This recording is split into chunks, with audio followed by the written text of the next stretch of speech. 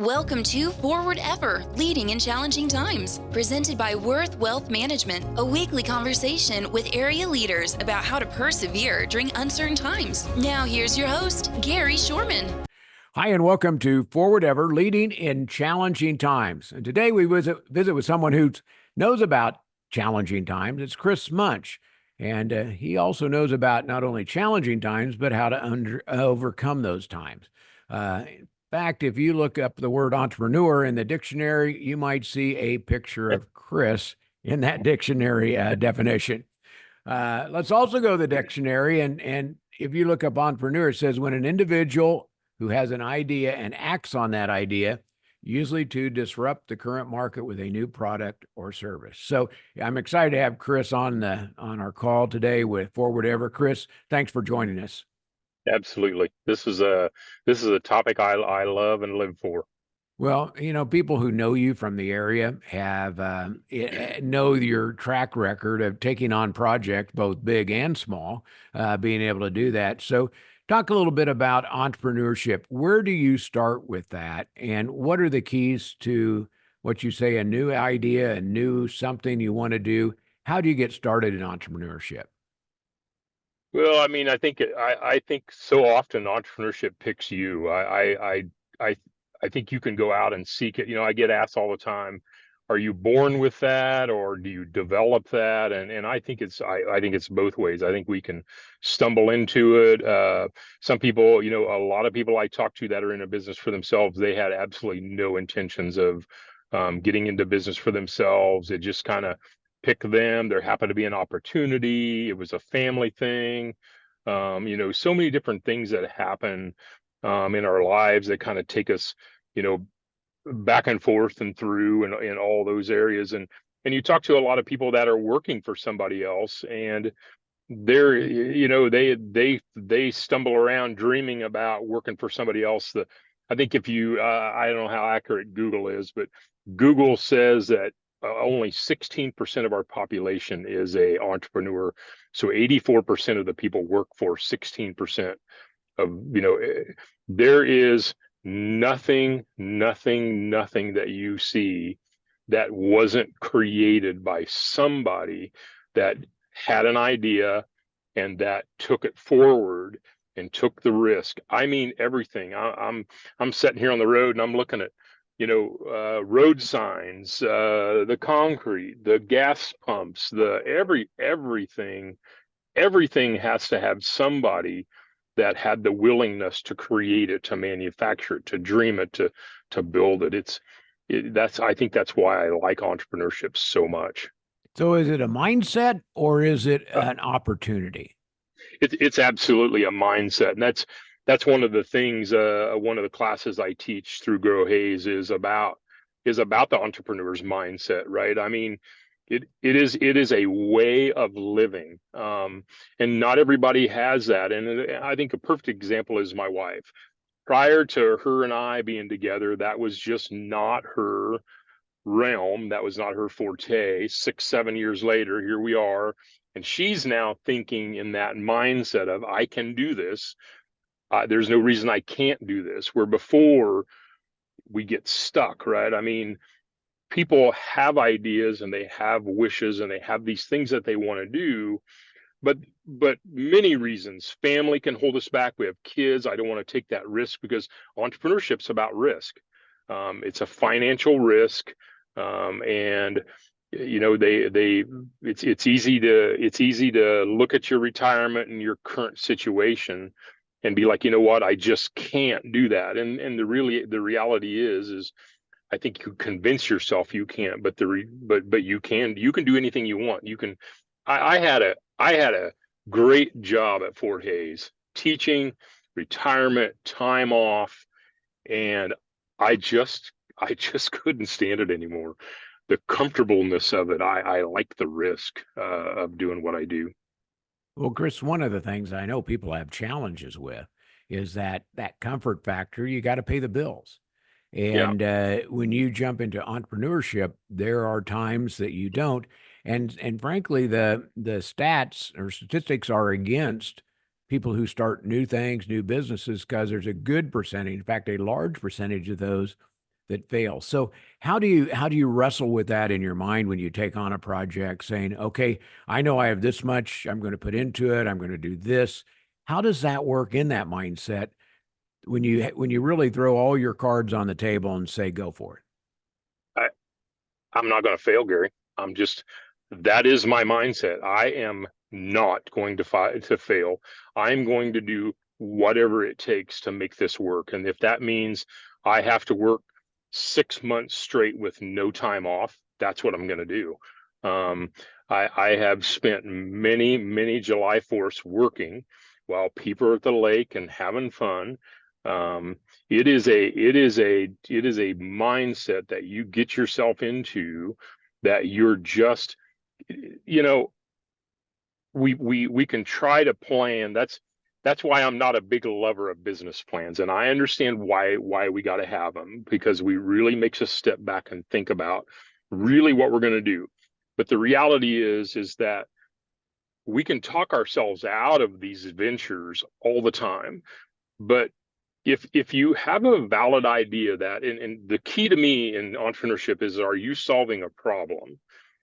Are you solving an issue out there that people need? And that's the key. um and and if you can get started, because there is nothing I've ever done that I started one way and ended up where I planned. it's it's not even realistic to think. You can think that way, but as you go, you have to be willing to make change to continue to find that success. After having said that, Chris, let me ask this. Do you have somebody you bounce these ideas off? You Oh, do houses, you do different things. At some point, you say, boy, I could be way off course here with, what I want to do. yep. Do you have a kind of a group of people? How do you make sure your idea makes sense? Because sometimes it's good to have somebody in the background that says, well, take Yep. this into consideration. You go, boy, it's a great idea, Yeah. but you may want to take this. And how do you do that? Well, my Facebook post this morning was about having a team, because last night's Ice House class was about having your community. Who's your community, and means I have multiple teams, right? I have my idea teams. I have my restore and clean team. I have my home team, Larissa and I. I have my family team that includes my mom and my brothers and sisters. So I have all these different teams. And when you look at entrepreneurship specifically, you have to be super aware of who you get on your team, because you need people that are going to poke holes in your bucket. Doug Williams is my bucket hole poker. I mean, I'll bring an idea to him and he is like, well, what about this? What about that? What about this? Have you looked in the business journal book that talks about percentages? And I remember the first time my wife and I left from sitting down with him, we got in the truck and she goes, man, he's the most negative guy I know I've ever met. And I'm like, oh, babe, no, he's poking holes in your bucket right now. He's trying to make you think about all the things that can go wrong. And you've got to have that person on your team. Does that fire you up when people start poking holes in your bucket, or does it make you think? Oh, I love a naysayer. I love it when people tell me I can't.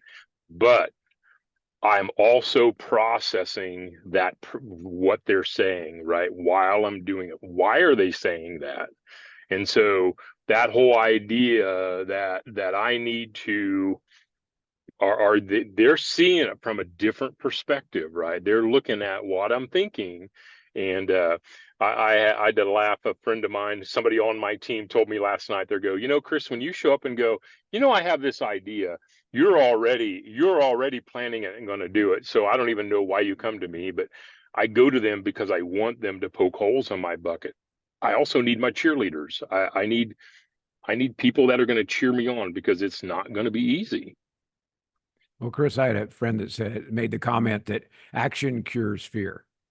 How do you get to the action part instead of just the talking about it part? Because that's sometimes the biggest step. You have the idea, people will encourage you, people put holes in your bucket, but Yeah. then you have to take that first step. And whether that means changing your job requirements, doing some other things, convincing family, taking money out of your savings. How do you get to that action step? Yeah, ideas into action. I'm telling you, that stops more dreams, stops more people square in their path. It's I think the person that can overcome that that thought, that brick wall, is the person who's going to do whatever it takes to see that vision, that dream come true. Um, it's not for everyone. I hear people say, well, I'm not going to risk my retirement. I'm not going to risk the equity in my house. And I get that. I put it all on the line. I remember the first time I sat down at the bank with my wife, and she's like, "You're crazy. Like, why?" I'm like, "Because I'm not going to fail, babe. I'm not going to fail at this. I'll roll the dice on all of it." And I like that fear. That having that fear is also what drives me. But but I'll tell you what, that ideas and taking that step, that has just crushed more dreams than anybody can ever imagine. So, Chris, you've done many different projects. Is there one that's been more successful, and then one that you said, boy, I should have stopped that one a lot sooner? Pick one on both sides of that. Where do you want to start? Well, I've done some house projects where I had to leave a check at the closing. I've spent 4, 5, 6 months working on something and invested a lot of money in it, and everybody walks away at that closing happy and jolly, and I'm writing a check to get out, to basically clear the plate. Mm-hmm. Something I've learned from one of my team members, one of my mentors, is you can't move on to the next one if you're still focused on the other one. And so even my dad used to say, Chris, keep your head down, just keep plugging forward. If you're focused on losing money, then how are you going to make money? I've had those. Restore and Clean, taking Service Master, a guaranteed, a franchise, a well-known brand, and walking away from that franchise and going out on our own, the roll of the dice. And then where we are today, we're 2.5 years into this. We've tripled revenue. We're in a 30,000 square foot building. But to me, that's not success. What is success to me is yesterday morning sitting down with my team, right? My project managers, my bookkeeper, my lead construction guy, and being able to say to them, if you owned this business and the debt was in your name, is there anything we would do different? Right? Because I want them thinking in that realm, because I hope they buy it someday. And I don't want it to be where if they were to buy me out, they make all these changes because they said, oh man, that Munch, he's a whack job. I want it to run like they would run it today, like it was theirs. And walking out of that room and seeing them thinking, that is success. That is entrepreneurship. And I think that you can say it's leadership too, but having the willingness to let them fail, right? I got to let them fail. They have to fail. Yeah, easier said than done. And Chris, I'm going to take a quick break here, come back, and you're doing a program through Grow Hayes workshop on becoming an entrepreneur, actually thinking like an entrepreneur. And it's called Who Owns the Ice House? I want to talk about that, the 8 lessons you can learn from this program. Stay tuned. We'll talk about that. Chris Munch, our guest today on Forward Ever. Back in a moment.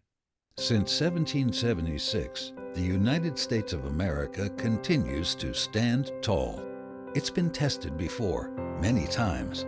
Through grit and the ability to move forward, we create better tomorrows.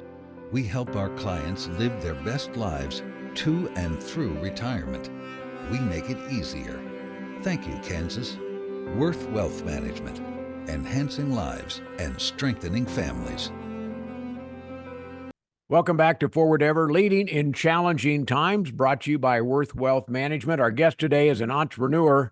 We talked earlier, his picture may be next to entrepreneurship in the dictionary because he's taken on many projects around the area. And Chris Munch is our guest. And one of the things, we've been talking about entrepreneurship, but there's a program out there. If you want to think like an entrepreneur, you might want to look into this program. It's called Who Owns the Ice House? Well, that's an interesting name, Chris. What's that about? Well, it's a story about a gentleman who owned an ice house, and um, all the work that went into that ice house, and how he tells the story to his nephew about all the challenges of owning that ice house and all the things he went through, and so the gentleman heard this story, and he instantly saw that there's life lessons in this, and there's obviously life lessons in everything we do, but he saw the entrepreneurship life lessons in this gentleman's story, and he broke it down into 8 life lessons. And I tell my class early on that this class really has nothing to do with business. It really, we don't talk about business plans. What we talk about is the mindset, right? The power of choice. Night 1, it's 8 weeks. And the first night we talk about the power of choice. And one of my mentors, team members, told me one day, goes, Chris, you have too many holes in your bucket, and you need to start plugging some holes in your bucket, and you can do that by choosing to do it. And so, and that is an absolute lesson, because we all get too many things going on. We just keep dumping water in the bucket, and it just keeps leaking. And so, how do we take those steps, right, to do that? And then the second night we talk about recognizing opportunity, and I always have guest speakers. And one of my guest speakers once said, "There's opportunity 50 feet outside of every door." And I'll take that a step further. There's opportunity 50 feet inside every door, right? I mean, there's opportunity everywhere. We live in a day and age where there's so many problems that can be solved, that there's opportunity to solve, and those abilities are out there. So it's pretty cool how this class breaks these things down, and by bringing in outside speakers, it gives me an opportunity too to see different perspectives, right? Because we don't want to follow the Chris Munch plan of entrepreneurship, because it can be a little bit radical. But the reality is you bring in all these guest speakers, they stay for the first hour, and then when they leave, we get to talk about them. And how do they see these things? So it's pretty cool. So this is 8 lessons. We don't want to go through all of them, because that would Right. spoil the fun for somebody who's Right. there. Yeah. But how does someone get signed up? Because I think there's a workshop going on right now. Do they go through Grow Hayes, or how do they get involved with that? Yeah, so they can call down to Grow Hayes, and we're just about to finish up a session. You're correct. So we just finished our 7th one last night. We've got one more to go next week, and then we're looking at, it's typically a fall class in person, but we're looking at doing a couple different things next semester, I shouldn't say semester, in the spring. Here, that's the teacher coming out in me, and that's why I love doing this class, because I love teaching. But in the spring, we're looking at a couple different things. One is maybe to offer it up at Fort Hayes, maybe some way, or maybe do an online version, because that world has changed, right? I mean, I think pretty confidently I could teach this class online. I like in person because it's just a different way of teaching, but online, we've never done that. So we're talking about doing it online, where anybody anywhere really, but anybody in Northwest Kansas or the region could join in. So, but I do it all through Grow Hayes. They're super, they do such a good job at supporting it. Well, Chris, we kind of joke getting into this. You're in your car, and we talked about the program being forward ever. You don't make a lot of progress if you're sitting still, and so you're doing that. What's your next big project? Do you have any surprises in your next big project packet? Oh, I'm always looking, always sniffing around, looking. I'm driving this morning because I was in this city and saw an opportunity to buy a house, and my wife was like, "What? Like, we don't need a house in this city?" And I'm like, "I know we don't, but So I convinced her to go take a look at it last week, and then we ended up buying it. And it's funny because it's literally, your podcast is forward ever. I thought, do I sit at my office all morning and wait, or do I get going? And I've accomplished some things this morning. Got that contract signed, stopped by the cabin I'm working on. I am always looking at business opportunities and how can we make our business better and offer other things within it. Everybody says, is Restore and Clean for sale? And I always say, well, it was for sale the day I bought it. So I'm ready to jump in. I'm a good builder of things. I don't know that I'm a good manager of things. But I love being creative and having that opportunity to take anything. I think the best way to explain me is when that tornado hit Greensburg and they were interviewing the city manager and his eyes were this big. I was thinking to myself, I wish I was him, because the chaos that he was in, I just thrive well in that. And so, not that I want a tornado to hit anything and me be in that position, but I think that kind of explains my character, my personality. So how does somebody get a hold of Captain Chaos then? If they want to get, if they want to find you, other than going through Grow Haze, I know you're very prolific on Facebook. Is that the best way to send you a note and say, hey, Chris, I have this, I have an idea. What do I do? Yeah, I think through Facebook, call out to Restore and Clean. My email, kgmunch, MUNSCH @gmail is another good way. I'd give you my cell number, but man, I get so many spam calls, so I don't typically answer my phone a lot. I always have people text me, but even if you call Grow Haze, they can get a hold of me. I love ideas. That I love the concept that if somebody wants to sit down and chew on an idea, man, buy me a cup of coffee and we'll talk all morning. Well, Chris, we could talk all morning here because you've done some fun projects. This new one sounds interesting, so good luck with that. And be safe out there driving around. But more importantly, thanks for taking some time to share some of your wisdom on entrepreneurship. It's not for everyone, but those that are, learn some lessons before you just jump in. And you have some pathways to make that happen. So thanks for joining us, Chris. Thank you. Our guest today, Chris Munch, on Forward Ever, Leading in Challenging Times. If you're an entrepreneur, you'll want to check things out, as we talked about earlier, through Grow Haze and the program called Who Owns an Ice House? 8 Lessons from an Unlikely Entrepreneur. Again, thanks for listening. Our program is brought to you by Worth Wealth Management, where you can live with confidence. I'm Gary Shorman.